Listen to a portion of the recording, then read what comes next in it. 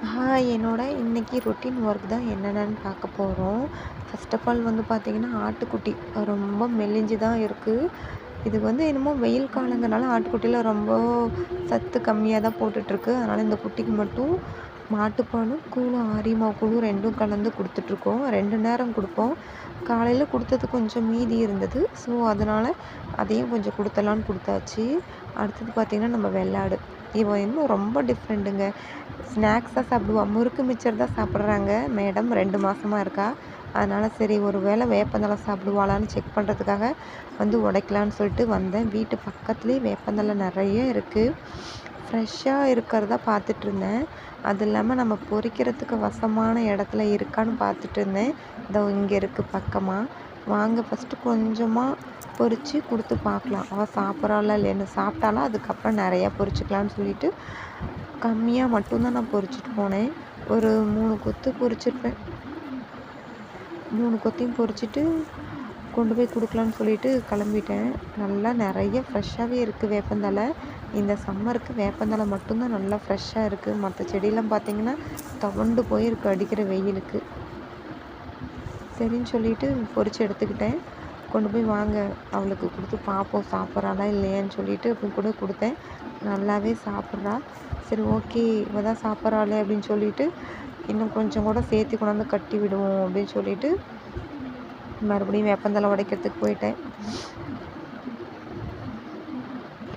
இவன் என்ன டைப்புனே தெரியல. ஸ்நாக்ஸாக சாப்பிட்றா. இதில் 2 மாதம் கர்ப்பிணி வேறு. ஸோ வந்துட்டு ஓட்டிகிட்டு போனாலும் மேயறது கிடையாது. யாராவது போனாங்களா அவள் பின்னாடியே போயிடுறாங்க. ஸோ அதனால் இதை ஓட்டிகிட்டு போகாமல் வீட்டில் வச்சு தான் தீனி போட்டுட்ருக்கோம். வேப்பந்தழை நிறைய உடச்சி வந்து கட்டி விட்டுட்டேன். பார்க்கலாம் எப்படி சாப்பிட்றான்னு போட்டு அதுக்கப்புறம் போட்டுக்கலான்னு விட்டாச்சு. எங்கள் மாமியார் தட்டெல்லாம் எடுத்து காய வச்சுட்டு போயிட்டாங்க. சோளத்தட்டு நம்ம காட்டிலே விதைச்சி காய வச்சுருக்கோம். இது வந்து பார்த்திங்கன்னா மாட்டுக்கும் சரி கன்றுக்குட்டிக்கு சரி நாங்கள் இப்போதைக்கு வர தீனி தான் போட்டுட்ருக்கோம். பச்சை தீனி எதுவும் போடலை. ஏன்னா கன்றுக்குட்டிக்கு வந்து செனை ஊசி போட்டிருக்கு. அதனால் வந்து பச்சை தீனி எதுவும் போடலை. வர தீனி தான் போட்டுட்ருக்கோம். தட்டு பாருங்கள் நம்ம கருவாச்சு எப்படா போடுவாங்க சாப்பிட்லான்னு பார்த்துட்ருக்கா. சரின்னு சொல்லிட்டு அவளுக்கு கொஞ்சம் போட்டுட்டு அவளோட பிள்ளைக்கே கொஞ்சம் போட்டுருவோம். கன்றுக்குட்டி தான் சொல்கிறேன். கன்றுக்குட்டிக்கு தான் ஊசி போட்டிருக்கு இல்லையா. ஸோ வர தீனி தான் போடணும். அவளும் பாப்பா நம்மளுக்கு போட மாட்டாங்களான்னு சொல்லிட்டு ஸோ பார்த்துட்ருக்க பாருங்கள். அவளுக்கும் கொஞ்சம் போட்டுட்டு கொஞ்சமாக தான் போடணும். நிறைய போட்டோம்னா மிதிச்சிக்கிட்டு இருப்பாங்க. சாணியெல்லாம் அது மேலே போட்டுருவாங்க. ஸோ அடுத்த வேலையை பார்த்திங்கன்னா ஆட்டு சாலையில் கூட்டணும். 4 மணி 4:30 போதெல்லாம் ஆடெல்லாம் வந்துடும். ஸோ அதுக்கெல்லாம் வந்துட்டு ஆட்டு சாலையில் கூட்டி சுத்தமாக அள்ளி குப்பையெல்லாம் கொண்டு போய் சாணி குப்பையெல்லாம் கொட்டிட்டு வந்துடணும். குப்பையில் ஃபுல்லாக வந்து நீட்டாக சுத்தமாக கூட்டணும். ஏன்னா வந்து பார்த்திங்கன்னா மழை வந்து தூறல் தூறிட்டுருக்கு அப்பப்போ. அதனால் வந்து பார்த்திங்கன்னா ஆட்டு சாணியெல்லாம் நல்லா ஃபுல்லாக ஒட்டிகிட்ருக்கும். சுத்தமாக கூட்டணும். இல்லை எங்கள் மாமியார் வந்து வஞ்சி விட்டுருவாங்க. ஸோ சுத்தமாக கூட்டி வெளியே குமிச்சு அது ஒரு கூடை மாதிரி வச்சுருக்கோம். அதில் அள்ளி கொண்டு போய் எல்லாமே கொட்டிடுவோம். ஆட்டு சாணியும் சரி மாட்டு சாணியும் எல்லாமே நாங்கள் ஒரே இடத்துல தான் கொட்டுறோம். அது வந்து பார்த்திங்கன்னா குப்பை வந்து தனியாக சேல் பண்ணுறாங்க. அது வந்து டிராக்டர் கணக்கு அதில் வந்து ரேட் போகும். ஸோ அதுவும் நமக்கு அதுலேயும் லாபம் இருக்குது. அங்கே தான் அள்ளிட்டு போய் கொட்டணும். அடுத்தது பார்த்திங்கன்னா மாட்டுச்சாணி அள்ளணும். மாட்டு சாணி அள்ளுறதுல வந்து எனக்கு எந்த கேவலமும் இல்லைங்க. ஏன்னா நான் எம்ஃபில் படிச்சிருக்கேன், 3 டிகிரி படிச்சிருக்கேன். மாட்டு சாணி அள்ளுறதுல வந்து கேவலமாக இருக்கும் அப்படிங்கிற ஒரு ஃபீலே எனக்கு கிடையவே கிடையாது. ஏன்னா அது நம்ம வீட்டு ஒர்க்கு. எனக்கு ஒரு பையன் இருக்கான். அவன் வந்து அதனால் அவனை விட்டுட்டு எங்கேயும் வெளியில் வேலைக்கு போக முடியாது. ஸோ அவனையும் பார்த்துட்டு வீட்டு வேலையில் நான் பார்த்துட்ருக்கேன்.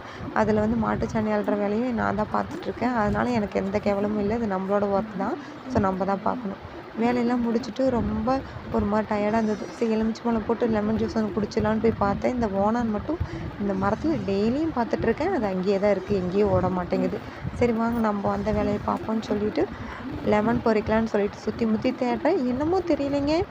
போன வருஷம் நல்லா லெமன் வச்சுது. ஆனால் இந்த வருஷம் கம்மியாக தான் இருக்குது. பழுக்கவும் மாட்டேங்குது.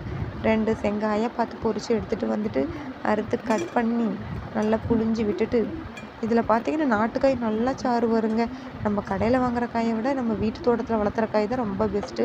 சாறு நல்லா வரும். ஒரு சொம்பு தண்ணி ஊற்றி, ஏன்னா நான் ஒருத்தி தான் இருக்கேன். அதனால் ஒரு சொம்பு தண்ணி மட்டும் ஊற்றிக்கிட்டேன். ஐஸ் கட்டி நல்லா எடுத்து போட்டு அடிக்கிற வெயிலுக்கு ஐஸ் கட்டி போட்டு ஜூஸ் குடித்தா தான் செம்மையாக இருக்கும். அதனால் ஐஸ் கட்டி ஆட் பண்ணிக்கிட்டேன். இப்போல்லாம் நான் எந்த ஜூஸ் குடித்தாலும் ஐஸ் கட்டியெல்லாம் ஜூஸ் குடிக்கிறதே இல்லை.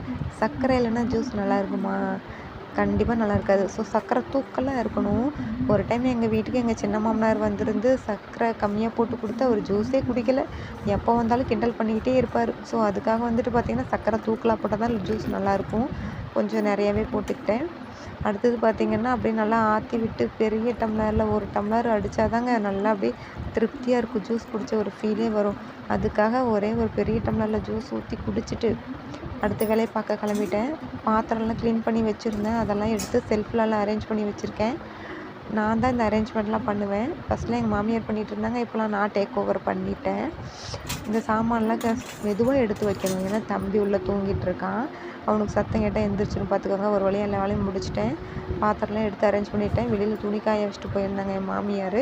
அவங்க துணிலாம் எடுத்துகிட்டு வந்து மடித்து இடத்துல அரேஞ்ச் பண்ணி வைக்கணும். அந்த ஒர்க் இருந்துச்சு. அதையும் பண்ணி முடிச்சுட்டு ஒவ்வொன்றா வந்துட்டு அரேஞ்ச் பண்ணி அதை எந்தெந்த இடத்துல வைக்கணுமோ அந்தந்த இடத்துல வச்சுடுவேன்.